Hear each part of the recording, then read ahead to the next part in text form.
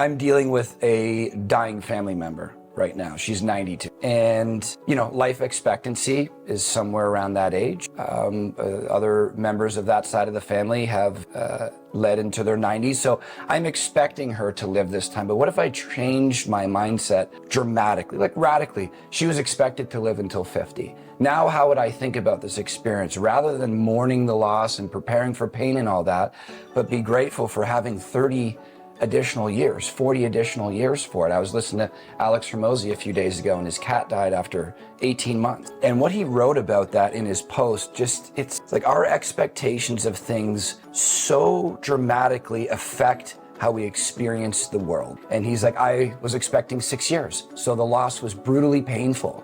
But then I flipped the switch to deal with a painful experience by thinking, there's no truth to say that this cat was supposed to live 6 years. What if genetically they had 6 months? But lasted 18 months.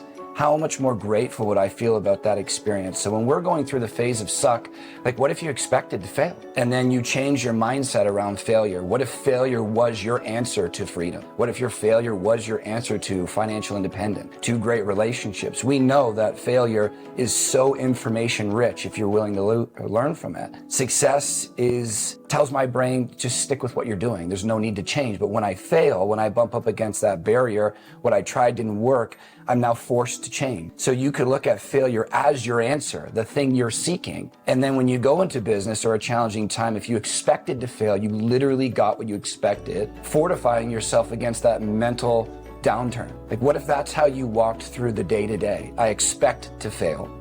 And failure is the thing that I'm seeking. How would your life look like after 1 year, 5 years, 10 years? Like who would you be at the end of that? Knowing that humans get stuck in fear more than anything else. What if fear became your springboard, essentially? Yeah, and what you learn from that, because if you're not going to take anything out of that and you're just repeating either the same mistake or you're not learning from that, you can't grow your business because it just becomes a repeatable thing. Yeah, so cyclical. Yeah, expecting that these things are going to happen in our life.